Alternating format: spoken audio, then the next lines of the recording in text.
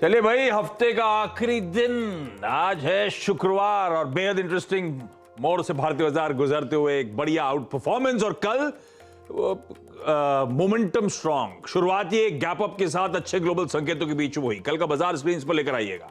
Gap up के साथ शुरुआत, मोटा मोटी दिन भर उस गैप को करा हमने सस्टेन और इवेंचुअली आखिरी लेग में फिर मोमेंटम पकड़ा और दिन के हाईस पर जाकर 17,800 के जोन में जाके कल वो वीकली एक्सपायरी डिलीवर हुई। तो बढ़िया रहा कल का ट्रेडिंग सेशन और आज के संकेत आपकी स्क्रीन पर आधे % और उछाल के इंडिकेशंस आ रहे हैं। SGX निफ्टी मजबूत और मजबूती के पीछे वजह है कि यूएस में बैक टू बैक कल सेकंड स्ट्रेट सेशन था जब उछाल के साथ बढ़त के साथ कामकाज होता हुआ नजर आया। हालांकि बहुत वोलेटाइल था।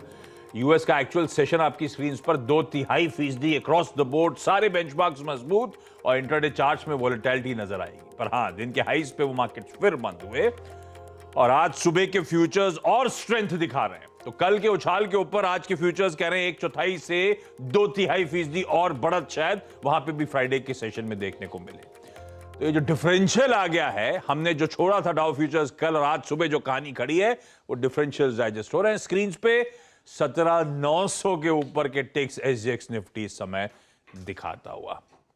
क्विकली समझ लेते हैं ग्लोबल। अच्छा सॉरी, थोड़ा डिले के साथ आए, कभी कभी हो जाता है, तकनीकी दिक्कत आ गई थी थोड़ी सी, मेरी आवाज आप तक नहीं पहुंच पा रही थी इसीलिए। हर्षदा बताएंगे ग्लोबल संकेत और हैं हमारे साथ लखनऊ से मानस जायसवाल साहब जो इस हफ्ते आपकी बहुत बढ़िया तरीके से मदद कर रहे हैं। 17,800 के जो टारगेट सेट कर रहे थे कल हमने इंट्राडे में अचीव करे। 17,807 के लेवल्स, 17,800 की ट्रैजेक्टरी पर वीकली क्लोज हमने डिलीवर करके दिया। वो सॉरी एक्सपायरी डिलीवर करके दी। तो मानस के वो टारगेट्स अचीव होते हुए अब फ्रेश टारगेट्स क्या, इस गैप अप में अब क्या मूड बनाना है वो मानस से जानेंगे। लेकिन हर्षदा कल तो बहुत न्यूज़फुल वाला दिन था। काफी ज्यादा एक्शन आशीष। एक तो 75 basis point rate hike ECB European central bank ने कर दिया, जिसका अनुमान पहले से हमारा था, लेकिन साथ ही साथ उन्होंने इन्फ्लेशन के टारगेट्स और ग्रोथ के टारगेट्स भी सामने पेश किए हैं। ECB बेसिकली ये कह रहा है कि यहाँ से आगे इन्फ्लेशन थोड़ी सी ऊंची तरफ बनता हुआ दिखाई देगा। यहाँ पर इन्होंने कहा है कि ऑन एन एवरेज 2022 में जो अब इन्फ्लेशन का टारगेट है वो 8% के आसपास का है। 2023 में 5.5% तक आएगा, 24 में 2.3% तक आ सकता है। तो यहाँ से आगे लगभग 1-1.5 साल में हम देखेंगे कुछ धीरे धीरे करके इन्फ्लेशन टेपर होगा। इस समय या फिर इस साल के लिए 8% का जो टारगेट दिया है उसी को काउंटर करने के लिए वो 75 बेसिस पॉइंट का रेट हाइक आया और शायद इस तरह के रेट हाइक्स आगे जारी रहेंगे, क्रिस्टीन लगार्ड ने साफ कहा है। इकोनॉमी की ग्रोथ का भी जो आउटलुक आया है, उन्होंने कहा है 2022 में 3% की ग्रोथ, 23 में इनफैक्ट 1% से कम की ग्रोथ आ सकती है और 2024 में 1.9% तक की ग्रोथ की संभावना है।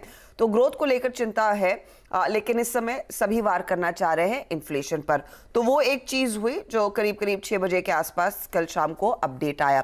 दूसरी तरफ नजरें थी कि फेड चेयरपर्सन जो केटो इंस्टीट्यूट के भाषण में भाषण दे रहे थे या फिर एक वार्ता कर रहे थे, वहां पर उन्होंने साफ कहा कि फेडरल रिजर्व बहुत ही कमिटेड है, स्ट्रांगली कमिटेड है इन्फ्लेशन को कंट्रोल करने के लिए और जब तक जरूरत पड़ेगी वो हर टूल यूज करेंगे इस महंगाई को दरअसल नियंत्रण में लाने के लिए। इस समय उनका टारगेट यही है कि ओवर टाइम आने वाले समय में करीब 2% तक महंगाई के आंकड़ों को लेकर आए और हिस्ट्री कॉशन करती है कि बहुत प्रीमेच्योर लूजनिंग पॉलिसी जब होती है, पॉलिसी जब बहुत प्रीमेच्योरली हम थोड़ी बहुत ढील छोड़ देते हैं, उसका एक असर बुरा पड़ता हुआ दिखाई देता है।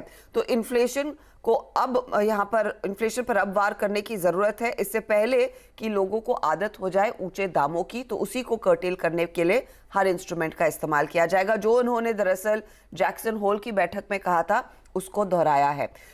उसके बाद हमने देखा मार्केट्स में थोड़ी सी नरमी जरूर आई, लेकिन ओवर द डे जो अमेरिकी बाजार है उनमें तेजी का ही मूड बनता दिखाई दिया। करीब 194 अंकों की बढ़त पर दरअसल डाउ जाकर टिका।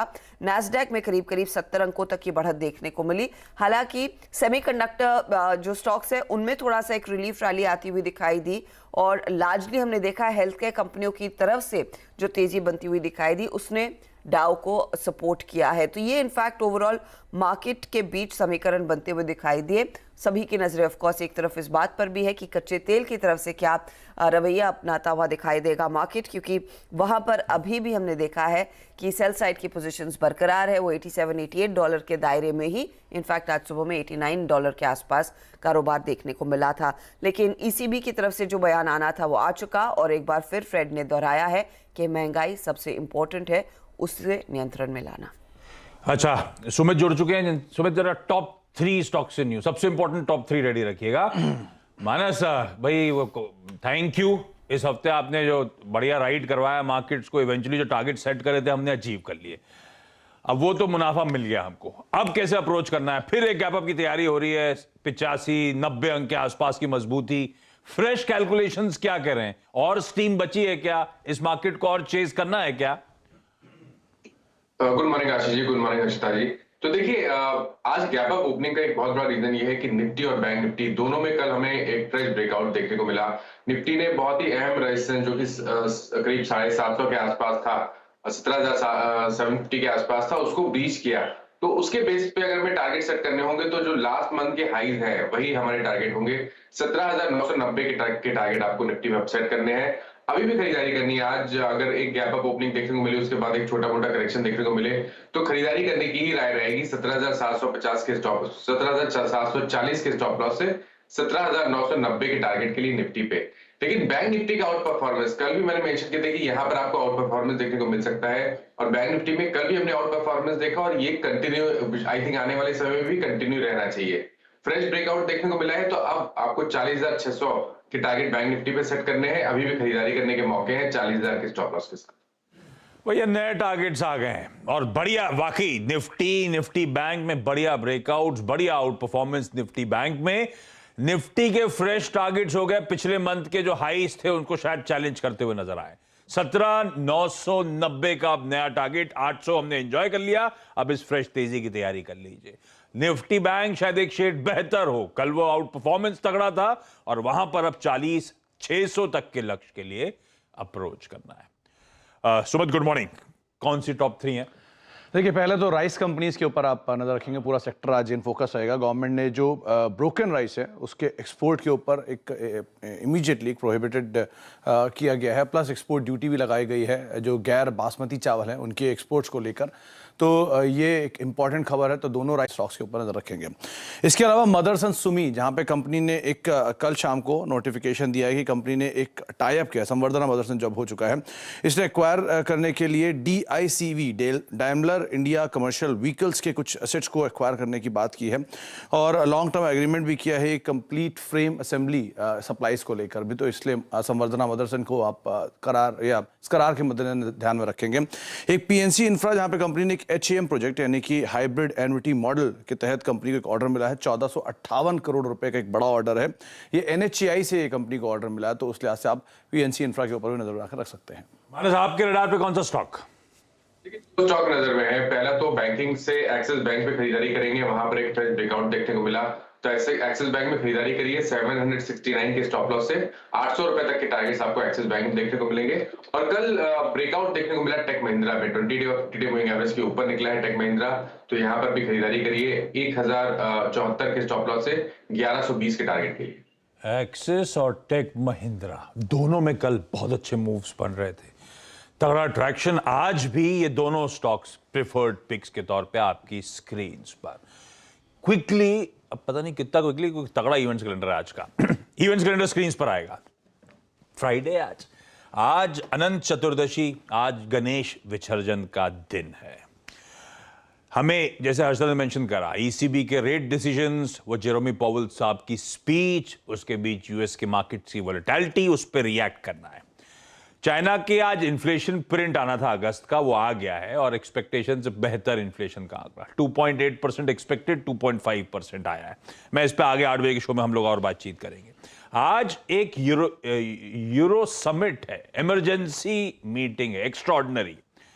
अब उसमें कहा जा रहा है वो जो गैस प्राइस कैप था वो डिस्कशन की तैयारी हो रही है, और एड ऑन टू दैट वो जो वीजा फैसिलिटेशन एग्रीमेंट रशिया के साथ था यूरोजोन का, उसको रद्द करने की भी तैयारी। तो बड़ा इंपॉर्टेंट आज की वो एक्स्ट्राऑर्डिनरी मीटिंग है।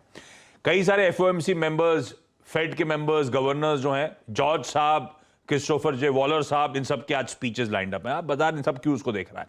अंबुजा सीमेंट ACC, वो जो ओपन ऑफर की टाइमलाइन थी, वो जो शेयर टेंडरिंग पीरियड था, आज खत्म होने जा रहा है दोनों ही स्टॉक्स का। अदानी ग्रुप वो जो एक्वायर करा है, आज वो ओपन ऑफर की लास्ट डेट। आज कहा जा रहा है मोबाइल हैंडसेट्स की जो PLI स्कीम थी उसकी डिटेल्स सामने आएंगी। डिक्सन टेक्नोलॉजी जैसे प्लेस को रखिए रडार पे। एक्स डिविडेंड वगैरह मैं नहीं जा रहा हूं, आपकी स्क्रीन पर आ जाएगा। हमारा फॉरेक्स डेटा आना है, रशिया का GDP आना है आज। अच्छा, ब्रह्मास्त्र पार्ट 1 शिवा, ये आज रिलीज होने जा रही है। मानस वीकेंड पे देखने जा रहे हैं क्या? नहीं, बिल्कुल भी ऐसा प्लान नहीं है। बिल्कुल भी नहीं। ये पूरा बॉलीवुड की होप्स राइड कर रही है मानस ने, तो एकदम सिरे से वैसे भाई खैर इसके बारे में आगे बातचीत होती रहेगी। सेंट्रल विस्टा एवेन्यू जो कल PM ने इनॉग्रेट करा था, आज से पब्लिक के लिए खुल रहा है और एक टीजर के साथ छोड़ा जाता हूं। मतलब आज वो समंथा रथ प्रभु की यशोदा जो मूवी आने वाली है, उसका टीजर लॉन्च। समंथा प्रभु इमेज के साथ छोड़े जाता हूं। ब्रेक के उस पार जब लौटेंगे तो सीधा सौदा की शुरुआत। नमस्कार।